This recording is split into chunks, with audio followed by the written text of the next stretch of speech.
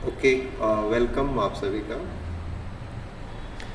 देखिए, लास्ट जो टॉपिक अपना रहा था वहाँ हमने ना एक्सट्रैक्शन की बातें कर ली थी, है ना। एक्सट्रैक्शन, प्यूरिफिकेशन, कंसंट्रेशन, है ना, कैसे अपन सैंपल में से आइसोलेट करते हैं ना, वो सब हो गया था।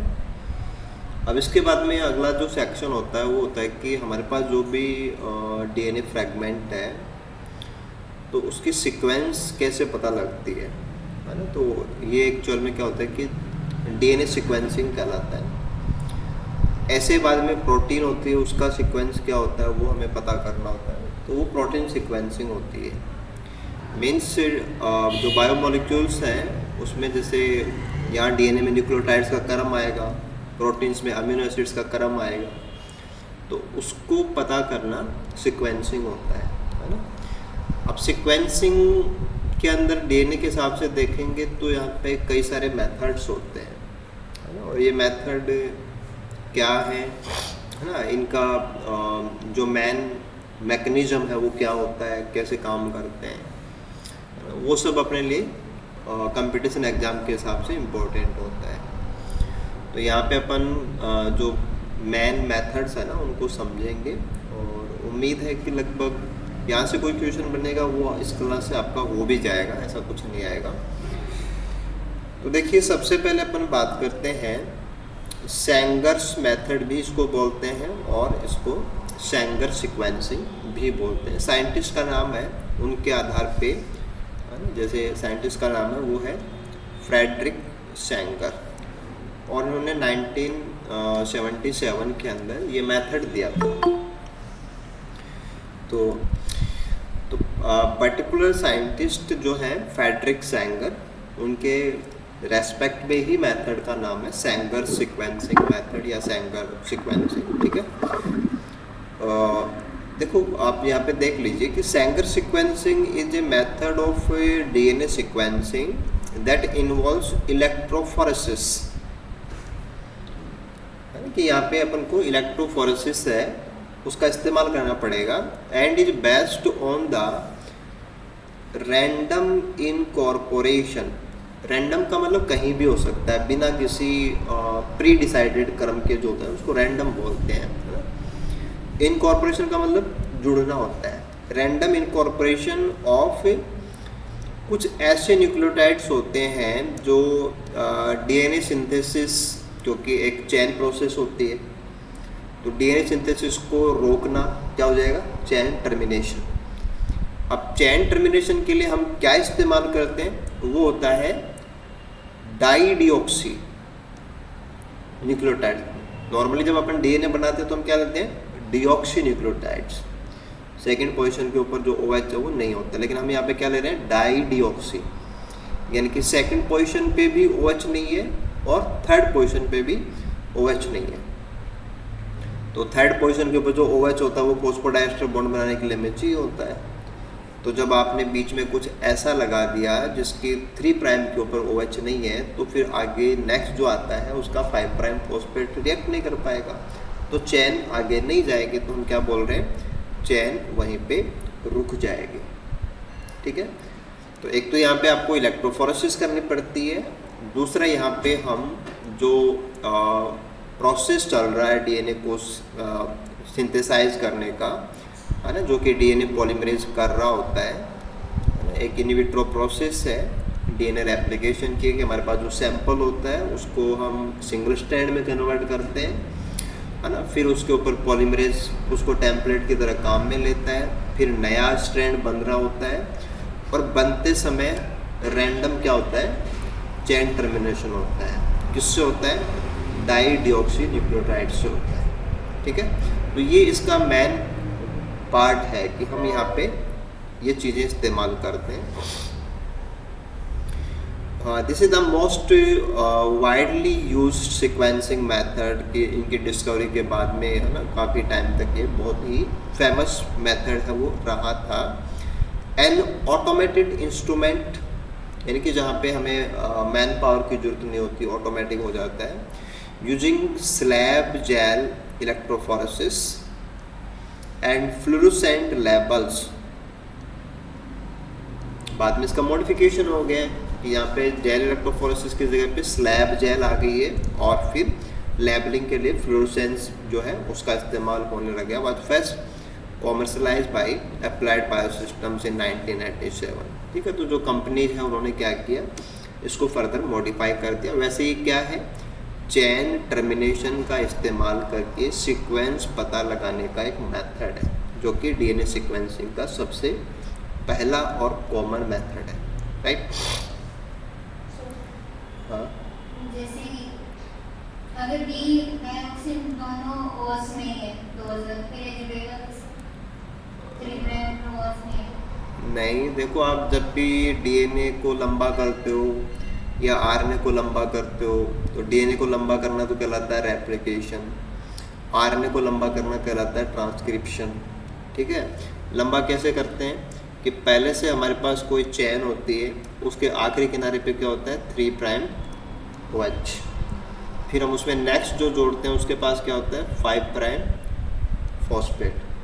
तो जो भी हम जोड़ेंगे उसके पास 5 प्राइम फॉस्फेट तो होता है, बट उसका जो 3 प्राइम होना चाहिए वो नहीं होता है।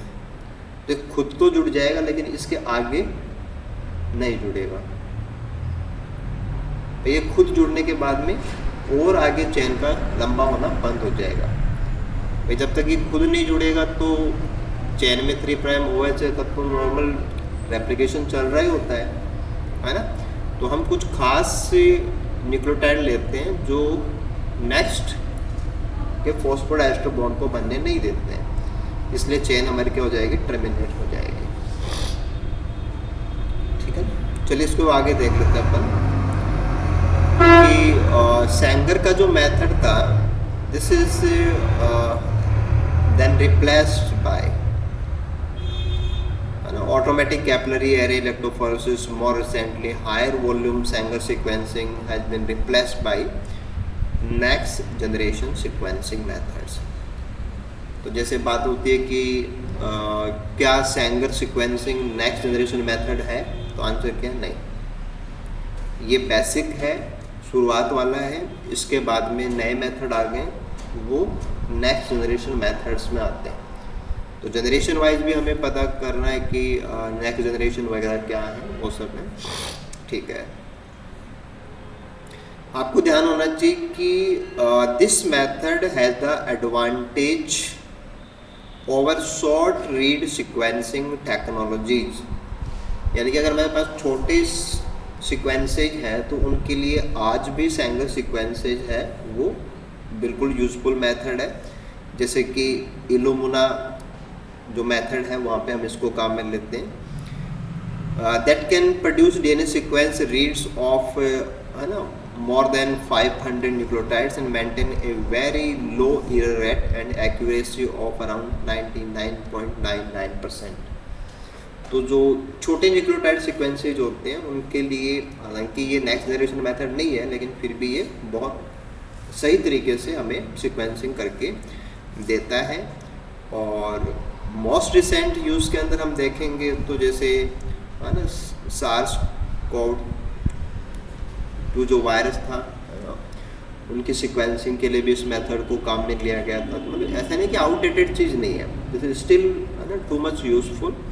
तो बट ये कि छोटे सीक्वेंसेस के लिए ज़्यादा सही मेथड है और बेसिक मेथड है। ओके, नेक्स्ट अपन बात करते हैं कि ये मेथड काम कैसे करता है। The classical chain termination method require a single strand template, जो कि हमारे पास आइसोलेट करने के बाद आया हुआ होता है। उसके बाद में हम नया स्ट्रैंड बनाएंगे तो हमें एक डीएनए प्राइमर चाहिएगा, क्योंकि डीएनए पॉलीमरेज हमेशा ही प्राइमर को लंबा करते हैं ना, पहला न्यूक्लियोटाइड उनसे नहीं लगाया जाता। ओके, ए डीएनए पॉलीमरेज आपको चाहिएगा, है ना। नॉर्मल वाले जो न्यूक्लियोटाइड्स हैं वो चाहिए क्योंकि आपको चेन लंबा करना है, और एक आपको चाहिएगा टर्मिनेट करने वाले डबल डी का मतलब डाइडिऑक्सी।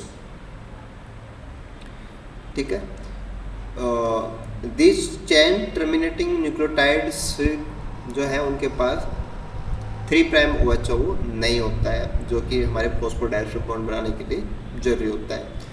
और फिर दूसरी बात आती है कि जो हम चेन को बंद करा रहे हैं ना DDNTP से, वो भी कैसी हैं, वो या तो रेडियो लेबल्ड हैं या फ्लोरोसेंसली लेबल्ड हैं। तो आखिरी जो नया स्ट्रैंड बन रहा है उसका आखिरी किनारा जो है वो हम ढूंढ भी सकते हैं। पहली बात तो क्या है कि आखिरी किनारा कौन होगा, जहाँ पे DDNP जुड़ गया, और फिर वो हमें दिख भी जाएगा क्योंकि उसके पास क्या है, रेडियो एक्टिविटी है, यानी कि लेबलिंग है। आप नोट्स बनाने की बात करते हो तो नोट्स में भी बस आपको फिर ऐसे मेन चीज़ें ही निकालनी है ना, ज़्यादा इसमें प्रॉब्लम नहीं है कुछ भी, है ना। एक बार आपको पढ़ लेना होता है, फिर इसमें से समझ लेना होता है कि मेन क्या है, बस फिर आप अपने नोट्स में वो रखिए ना। ठीक है, आगे देख लेते हैं कि the DNA sample is divided into 4 separate sequencing reactions, right. और उन सब में क्या होता है, all 4 of the standard deoxy nucleotide, जैसे एडेनिन वाला, ग्वानिन वाला, साइटोसिन वाला और थायमिन वाला, जो नॉर्मल रेप्लिकेशन में हमें चाहिए होते हैं, ठीक है। एंड पॉलीमरेज, तो हमारे पास सैंपल वाला स्ट्रैंड होता है, पॉलीमरेज होता है, प्राइमर होता है, और ये नॉर्मल वाले न्यूक्लियोटाइड्स होते हैं। तो चेन हम इनसे लंबी कर सकते हैं। To each reaction is added only 1 of the 4 dideoxy nucleotide, जैसे कि DDATP आ गया, या डाइडिऑक्सी ग्वानिन वाला, साइटोसिन वाला, या ये वाला। तो देखो हमारे पास 4 रिएक्शन ट्यूब्स हैं जिनके अंदर हम इन विट्रो रेप्लिकेशन करा रहे हैं, ठीक है। उनमें हम क्या दे रखे हैं, ऑल 4, यानी कि वहाँ एडेनिन चाहिए तो मिलेगा, ग्वानिन चाहिए मिलेगा, साइटोसिन चाहिए मिलेगा, जो भी चाहिए वो मिलेगा। टेम्पलेट में जो है उसका कॉम्प्लीमेंट्री लगाएगा, पॉलीमरेज तो वो लगा देगा, लेकिन हम उसमें बाद में टर्मिनेशन के लिए केवल एक, जैसे मान लो आपने डाला DDATP, तो वो क्या करेगा, थायमिन के सामने लगेगा, है ना, बाकी उसमें नहीं है। तो जहाँ भी है ना चैन जहाँ जा रही है वहाँ जैसे ही सेपरेट में थायमिन आए तो वहाँ पे आपका ये उसको रोक देगा। तो बाकी जो है वो सामान्य वाले होते हैं, DNTPs वाले, और एक उसमें होता है DDNTPs वाला, ठीक है।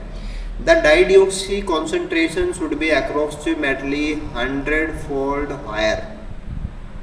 जो डिऑक्सी वाले होते हैं वो लगभग 100 गुना ज़्यादा होते हैं, क्योंकि ये फिर आपको ऐसे समझना होता है कि एंजाइम की एक्टिव साइड पे वो पहुंचेगा जिसकी सांद्रता ज़्यादा होती है। अगर आपने नॉर्मल वाले ज़्यादा ले रखे हैं तो वो पॉलीमरेज रिएक्शन करेगा, अगर आपने टर्मिनेशन वाले ज़्यादा ले लिए होते तो चैन बंद हो जाती, राइट। जैसे नॉर्मल वाले जो उनकी कॉन्सेंट्रेशन होती है 0.5 मिलीमोलर, है ना। छोटा m बड़ा m का मतलब क्या होता है, मिलीमोल। और जो टर्मिनेशन वाले उनकी कॉन्सेंट्रेशन क्या होती है, 0.005 मिलीमोल कॉन्सेंट्रेशन, यानी कि हम लेते तो है लेकिन उनको सैकड़ों गुना कम कॉन्सेंट्रेशन होती है, ठीक है। चैन टर्मिनेट होने के बाद में हमारे पास जो न्यूली सिंथेसाइज्ड स्ट्रैंड है उसका जो लेबल किनारा है उससे हम उसको आइडेंटिफाई कर लेते हैं, उसको सेपरेट कर सकते हैं। लेकिन बाद में क्या आता है कि जो हमारे ये नया स्ट्रैंड हम सेपरेट करते हैं ना, उसके साथ एक प्रॉब्लम होती है। प्रॉब्लम ये होती है कि वो आपस के अंदर, जैसे आपके पास एक सिंगल स्ट्रैंड होता है तो उसके अंदर कॉम्प्लीमेंट्री जहाँ भी न्यूक्लियोटाइड होंगे वो आपस में बेस पेयरिंग कर सकते हैं, ठीक है। तो उसको बेस पेयरिंग से रोकने के लिए, है ना, पॉलीएक्रिलामाइड यूरिया जेल अपन इस्तेमाल करते हैं, है ना, कि base pair loops of single stranded DNA जो कि नया बना है उसमें was a serious problem to resolving bands in some location. क्योंकि कोई भी, जैसे मान लो आपके पास RNA है तो tRNA कैसे बनता है, उसमें स्टेम लूप बन जाते हैं, तो इंट्रामोलिकुलर कॉम्प्लीमेंट्री अगर होगी तो वो जुड़ जाएगा, तो फिर उससे क्या है कि आपको डिफ़िकल्टीज होगी सेपरेट करने में।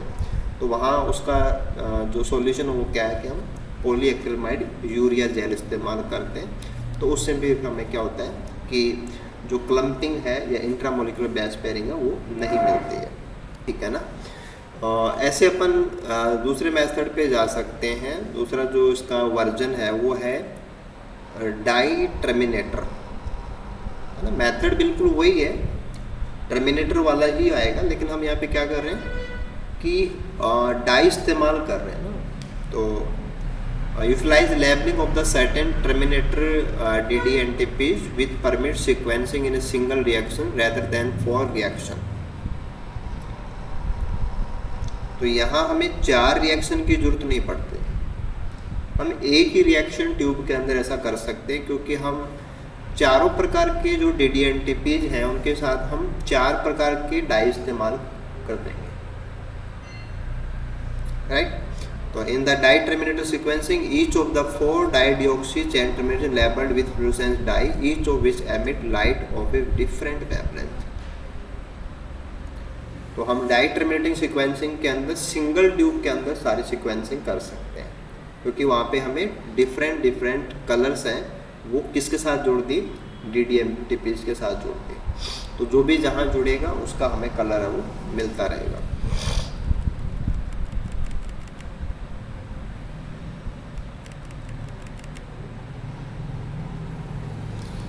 ठीक है, ये सब का तो कोई इशू नहीं है, आपको मेथड के बारे में पता होना चाहिए।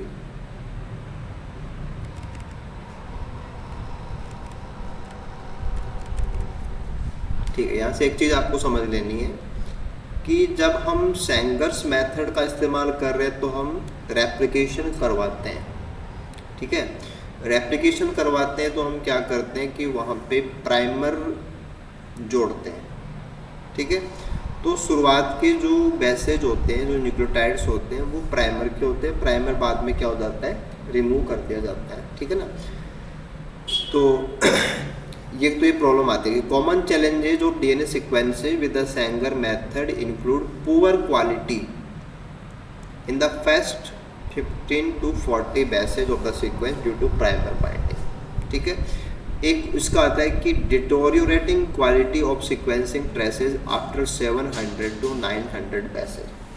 तो अगर 700-900 बैसेज का अगर हम मैटर लेते हैं तो फिर लास्ट के सीक्वेंसेज के अंदर जो क्वालिटी है उसकी ख़राब हो जाती है। और एक स्टार्टिंग के अंदर क्या होता है कि प्राइमर वाले पार्ट की वजह से क्वालिटी है वो करेक्ट नहीं होती, यानी कि एरर्स हो सकते हैं। जैसे अपने सेंगर सीक्वेंसिंग के बाद की, तो उसी का एक मॉडिफाइड फॉर्म हो जाएगा माइक्रोफ्लूडिक सेंगर सीक्वेंसिंग, है ना। Microfluidic Sengar sequencing is a lab on a chip. Lab on a chip का मतलब ये होता है कि आप बहुत सारे जो कंपोनेंट्स हैं उसको एक छोटे से फॉर्म के अंदर असेंबल कर देते हो, है ना। कि application of DNA sequencing in which the Sanger sequencing step, जैसे कि अपन थर्मल साइक्लिंग करते हैं, सैंपल प्यूरिफिकेशन है, कैपिलरी इलेक्ट्रोफोरेसिस है, are integrated on a wafer scale chip using nanolitre scale sample volume. तो बहुत ही थोड़ी सी मात्रा में हमें, यानी कि नैनोलीटर लेवल के ऊपर हमें सैंपल चाहिए होता है, और हम एक सिंगल चिप के ऊपर सारे काम कर लेते हैं, चाहे आपको साइक्लिंग करनी है, प्यूरिफिकेशन करना है, कैपिलरी इलेक्ट्रोफोरेसिस करनी है, तो वो आपका हो जाएगा माइक्रोफ्लूडिक। तो this technology generate long and accurate sequence read while obviating many of the significant shortcoming of the conventional Sanger method। कि high consumption of expensive reagent ये आपका कम हो जाएगा, रिलायंस ऑफ एक्सपेंसिव इक्विपमेंट्स कम पड़ेंगे, मतलब ज़्यादा उपकरणों की जरूरत नहीं पड़ेगी। तो ये सब उसके कुछ क्या है मैथड्स हैं। यहाँ पे आ जाएगा हमारा पूरा का पूरा जो सेंगर सीक्वेंसिंग है, उसमें स्टेप वाइज क्या क्या होता है। One is thermal cycling. In the thermal cycling reaction chamber, dye terminating sequencing reagent, template DNA and the primers are loaded into the chamber and thermal cycled for 35 cycles। वो क्या होता है 95 degree centigrade for 12 second and 60 degree centigrade for 55 second. यानी कि जो double standard है उसको हम गर्म करेंगे तो सिंगल स्टैंड में कन्वर्ट होगा। फिर जब आप 95 से 60 पे जाएंगे तो जो प्राइमर है वो जुड़ेंगे, जैसे आप PCR में करते हो, है ना, क्योंकि PCR जैसा ही तो है। फिर है प्यूरिफिकेशन, कि the charge reaction mixture containing extension fragment template DNA and excess sequencing reagent is conducted through a capture purification chamber at 30 degrees centigrade via a 33 volt per centimeter electric field applied between capture outlet and inlet ports। ठीक है कि आपके पास जो भी बनना है वो बन गया है ना, जो टेम्पलेट दिए थे वो भी हैं और एक्सेस में रिएजेंट है वो सब भी है, तो उनको हम फर्दर प्यूरिफिकेशन के लिए ले जा रहे हैं।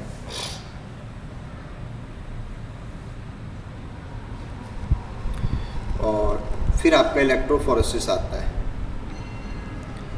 कि extension fragments are injected into capillary electrophoresis chamber where they are electrophoresed using 125 से 167 वोल्ट पर सेंटीमीटर जो इलेक्ट्रिक फील्ड होती है उसका इस्तेमाल किया जाता है। इनकी थर्मल साइक्लिंग, प्यूरिफिकेशन, इलेक्ट्रोफोरेसिस, यानी इसके मेन स्टेप्स होते हैं।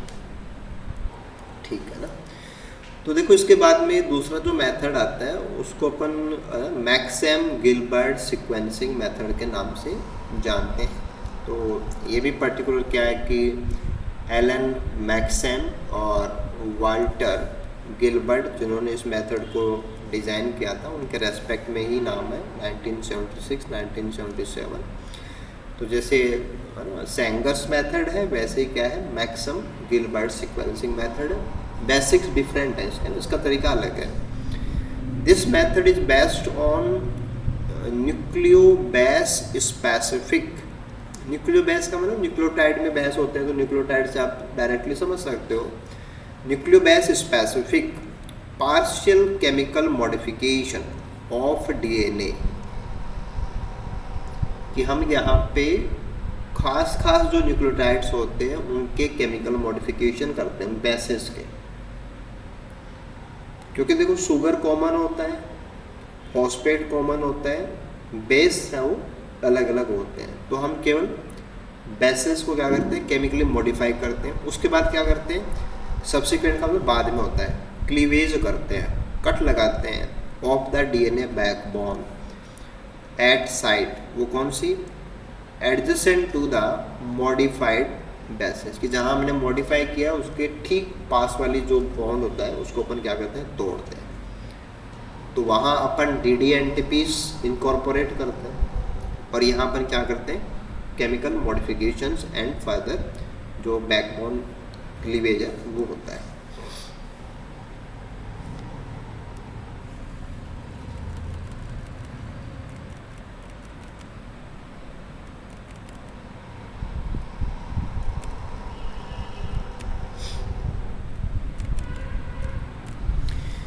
हाँ, ये इनका प्रोसीजर है कि हम इस मेथड में एक्चुअल में हम कैसे काम करते हैं। The sequencing require radioactive labeling at the 5' end of the DNA fragment to be sequenced, है ना। 5' एंड अपन लेबल करते हैं, रेडियो एक्टिवली लेबलिंग करते हैं। टिपिकली ए काइनेज रिएक्शन, काइनेज ऐसे एंजाइम होते हैं जो किसी भी सबस्ट्रेट के ऊपर फॉस्फेट लगाते हैं, उनको काइनेज बोलते हैं ना। और वो क्या करते हैं जो आपके जो 5' किनारा होता है उसके ऊपर ट्राइफॉस्फेट होता है। तो ट्राइफॉस्फेट जो होता है तो 3 फॉस्फेट का जो लेबलिंग होता है वो अल्फा बीटा गामा होता है। तो जो गामा का मतलब लास्ट में जो होता है गामा फॉस्फेट, वो कैसा होता है लेबल्ड होता है, 32 रेडियो एक्टिव होता है। तो 5' किनारे के ऊपर नॉर्मली जो फॉस्फेट होता है वो यहाँ नॉर्मल फॉस्फेट नहीं होता है, हम जानबूझ के रेडियो एक्टिवली लेबल्ड फॉस्फेट है वो लगाते हैं और फिर इनको हम ढूंढ लेंगे तो वो प्यूरिफिकेशन हो जाएगा, है ना। तो chemical treatment generate breaks at small proportion of 1 or 2 of the 4 nucleotide bases in each of the 4 reaction, जैसे कि ग्वानिन है, एडेनिन प्लस ग्वानिन है, साइटोसिन है, साइटोसिन प्लस थायमिन है। तो यहाँ पे अपन क्या करते हैं वो बैकबोन के कट्स क्रिएट करते हैं, जैसे कि प्यूरिन्स, एडेनिन ग्वानिन प्यूरिन्स है, आर डी प्यूरिनेटेड अगर आपके पास कोई भी स्ट्रैंड है उसमें से आप बैकबोन, तो क्या होता है, बैकबोन तो फॉस्फेट की बनी होती है, शुगर और फॉस्फेट की, और बेस है वो उसके ऊपर परपेंडिकुलर लगा हुआ होता है। और बेस में अगर प्यूरिन है और प्यूरिन को अगर आप हटा देते हैं तो क्या हो जाएगा, डीप्यूरिनेशन। ठीक है, यूजिंग फॉर्मिक एसिड। तो प्यूरिन का हटना एक प्रकार का क्या हो गया, मॉडिफिकेशन हो गया, फॉर्मिक एसिड से कर सकते हैं। ऐसे जो ग्वानिन है या कभी कभी एडेनिन भी are methylated by dimethyl sulphate. तो अगर हम डाइमेथिल सल्फेट का इस्तेमाल करेंगे तो वो क्या करेगा, एडेनिन या ग्वानिन के ऊपर मैथिल जोड़ देगा, तो वो भी क्या हो गया, केमिकल मॉडिफिकेशन हो गया बेस का, राइट। एंड पिरिमिडिन, जिसमें कि आपके साइटोसिन और थायमिन आ जाएंगे, आर हाइड्रोलाइज यूजिंग हाइड्रोजन। तो हम हाइड्रोजन का इस्तेमाल करके उनको अपन क्या कर सकते हैं, हाइड्रोलाइज कर सकते हैं। द एडिशन ऑफ सॉल्ट यानी कि सोडियम क्लोराइड का इस्तेमाल करेंगे तो क्या हो जाएगा, to the hydrazine reaction inhibit the reaction of thymine. तो वहाँ पे ओनली जो साइटोसिन है उसका हाइड्रोलाइसिस होगा। तो कहने का मतलब ये है कि हम ग्वानिन, साइटोसिन, एडेनिन, थायमिन, इन सब के अलग अलग प्रकार के मॉडिफिकेशन कर सकते हैं। ठीक है, कौन से मॉडिफिकेशन होते हैं, कैसे होते हैं, ये आप यहाँ से ध्यान दे सकते हैं। The modified DNAs are then be cleaved, क्योंकि पहला अपना काम मॉडिफिकेशन होता है, दूसरा काम बैकबोन को तोड़ना होता है। क्लीव किससे करेंगे, बाय हॉट पिप्रिडीन। हम क्लीवेज के लिए हॉट पिप्रिडीन काम में लेते हैं, CS2(5NH) at the position of modified base. ठीक है, the concentration of the modifying chemical is control by introduce on average 1 modification पर डीएनए मॉलिक्यूल। यानी कि एक सैंपल जो होता है हमारे पास मॉलिक्यूल, उसमें हम एक प्रकार का मॉडिफिकेशन कराते हैं। इसलिए ए सीरीज, यानी कि अलग अलग में अलग अलग प्रकार के कराएंगे तो हमारे पास पूरा एक सीरीज होता है। A series of labelled fragment is generated from the radio labelled end of the first cut site in each molecule. The fragments in 4 reactions are electrophoresis उनका करेंगे, और उसके बाद में हम उनको जो एक्रेमाइड जेल है उसके ऊपर डीनेचर करेंगे, और फिर हम उनको क्या कर देंगे, सेपरेट कर लेंगे। बाद में हम उनको ऑटो रेडियोग्राफी वगैरह से ढूंढ सकते हैं। तो कहने का मतलब ये है कि सेंगर्स मेथड भी सीक्वेंसिंग में काम करता है, लेकिन उसका प्रोसीजर अलग है ना। और मैक्सवेल गिम्बर्ट जो मेथड है वो डिफरेंट प्रकार से काम करता है। दोनों बहुत बेसिक मेथड हैं सीक्वेंसिंग के, दोनों का ही आपको पता होना चाहिए, और दोनों के प्रोसीजर में क्या होता है वो एलिमेंट्स आपको क्लियर होने चाहिए। ओके, तो इसके बाद में हम आगे बढ़ते हैं और कुछ और मेथड्स के बारे में बात करते हैं। और ये अभी हमारे पास है मैसिव। मैसिव का मतलब बहुत बड़ा, बहुत सारा ना, ऐसे तो मैसिव पैरेलल सीक्वेंसिंग। ठीक है, और मैसिव पैरेलल सीक्वेंसिंग भी बोल सकते हैं या मैसिवली पैरेलल सीक्वेंसिंग भी इसको बोल सकते हैं। इज एनी ऑफ सेवरल, है ना, ऐसा कोई भी मेथड उसको आप मैसिव पैरेलल ही बोलेंगे। क्या करता हो, हाई थ्रूपुट, जो बहुत बड़ा सीक्वेंसिंग करके देता हूँ, यानी कि बड़े मॉलिक्यूल्स के साथ काम करता हूँ। Approach DNA sequencing use the concept of massively parallel processing. It is also called next generation sequencing, यानी कि NGS, और सेकंड जनरेशन सीक्वेंसिंग। तो ये आपको पता होना चाहिए कि जो मैसिव वाला है वो नेक्स्ट जनरेशन सीक्वेंसिंग कैटेगरी में आते हैं या सेकंड जनरेशन सीक्वेंसिंग के अंदर आते हैं, right. Some of this technologies emerged between 1993-98 and have been commercially available since 2005. तो Many NSG platform differ in engineering configuration and sequencing chemistry, कि उनका मशीनरी क्या है और वो काम करने समय कैसी केमिस्ट्री इस्तेमाल करते हैं, उसमें अंतर है.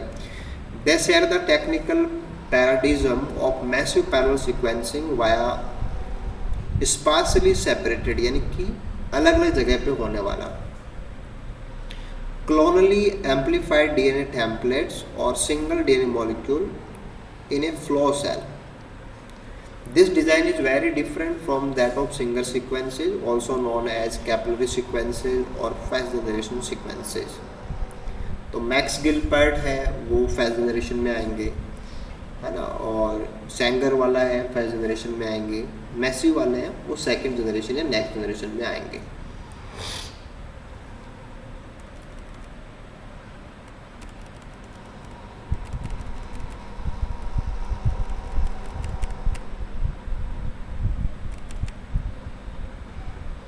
ये क्या है कि वो इंटरनेशनल लेवल के ऊपर जो कंपनीज हैं उनके एडवांसमेंट्स हैं कि कौन कौन सी कंपनी ने एनर्जीज में काम किया, वो हमसे इनका कोई मतलब नहीं होता.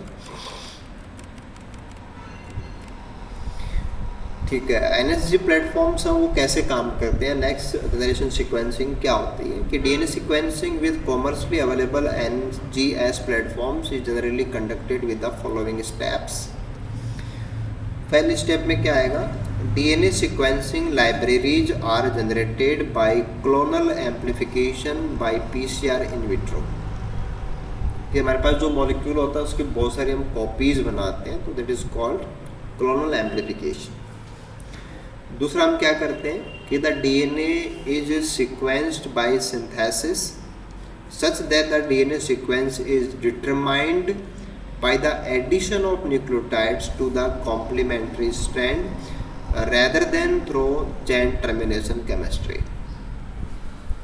तो हम देंगे ही जो हम जोड़ना चाहते हैं. तो ऐसे हम उसका क्या करते हैं, सीक्वेंसिंग बाय सिंथेसिस करते हैं.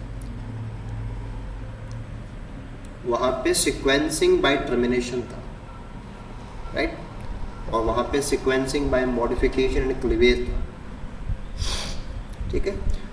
Third one, the sparsely segregated amplified DNA templates are sequence simultaneously, एक साथ अलग अलग चीज़ों का एक ही समय पे होना साइमल्टेनियस कहलाता है, और अपने आप होना स्पॉन्टेनियस कहलाता है. इन ए मैसिवली पैरेलल फैशन, कि आपके पास जितने भी फ्रेगमेंट्स बने हैं सबको एक ही समय पे क्या हो जाता है, सीक्वेंसिंग करते हैं parallel, without the requirement of physical separation steps. तो these steps are followed in most NGS platform but it utilize a different strategy. तो बेसिकली जो नेक्स्ट जनरेशन सीक्वेंसिंग है उसमें ये तीन चीज़ें होती हैं. पहले अपन एम्पलीफाई करते हैं, कॉपीज बनाते हैं, देन अपन सीक्वेंसिंग करते हैं, देन अपन क्या करते हैं, उनको साइमल्टेनियसली उनको सेपरेट आउट करते हैं.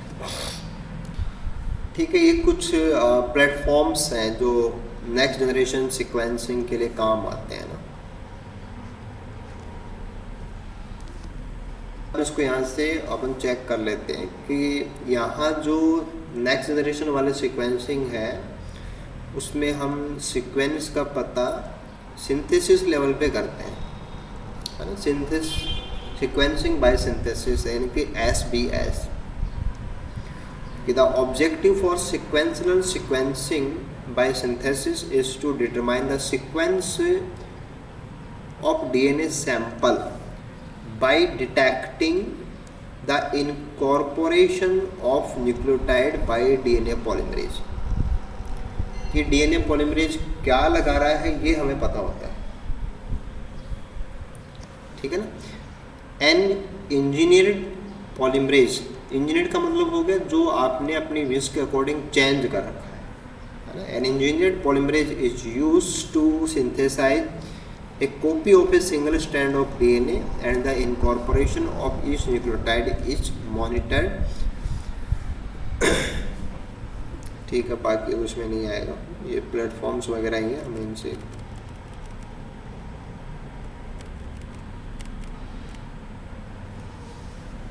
ये भी आपको यहाँ से मे बी किसी क्वेश्चन के पार्ट में मिल सकता है। This is pyrosequencing. देखिए क्या है कि the principle of pyrosequencing by combining a solid support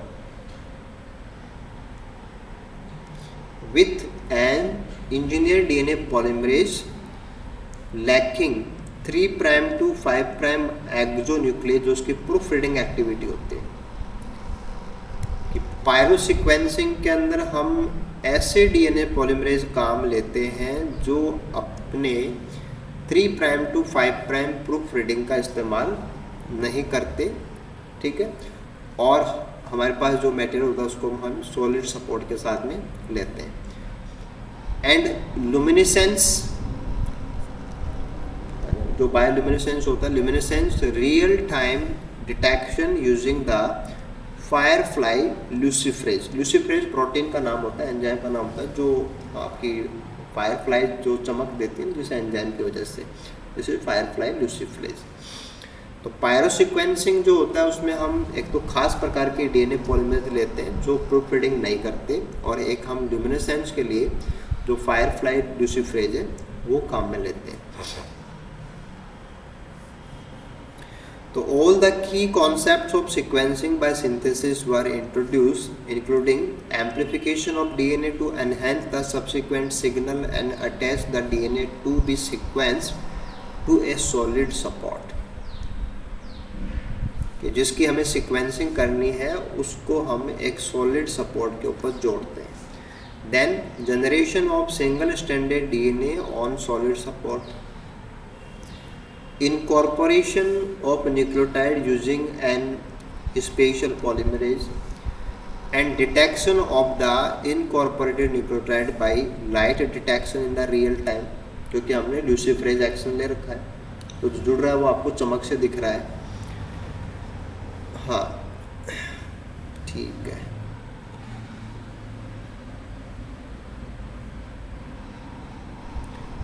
non incorporated nucleotides जो वहाँ पे नहीं जुड़े होते हैं could be removed with a enzyme, this is called apyrase, allowing sequencing by synthesis to be perform without the need of washing. तो जो आपने दिए थे जो जुड़ गए वो आपको चमक देते हैं, जो नहीं जुड़े उनको ए पायरेज एंजाइम से हटा दिया जाता है। तो हमें no need, without the need of washing step. इसके बाद में नेक्स्ट जो लेवल आ जाता है वो आ जाता है थर्ड जनरेशन सीक्वेंसिंग, यानी कि जो मोर एडवांस है, इनसे भी ज़्यादा एडवांस है। Third generation sequencing next generation से आगे वाले स्टेप आ जाएगी। Also known as long read sequencing, जो काफ़ी बड़े सीक्वेंसिंग कर सकते हैं, काफ़ी बड़े न्यूक्लियोटाइड को एक साथ कर सकते हैं। Is a class of DNA sequencing method which produce longer sequence read.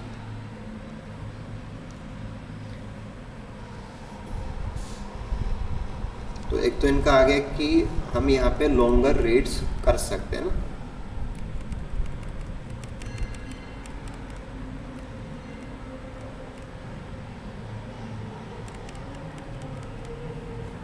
तो ये कुछ प्लेटफॉर्म्स हैं जो थर्ड जनरेशन के लिए काम कर रहे हैं। Several companies currently the height of third generation development, जैसे कि पैसिफिक बायोसाइंसेज है, ऑक्सफोर्ड नैनोपोर टेक्नोलॉजी है, क्वांटापोर है, स्ट्रेटोज है। तो मैं भी नाम देखा हुआ हो, याद रह सकता है कहीं किसी क्वेश्चन में ना।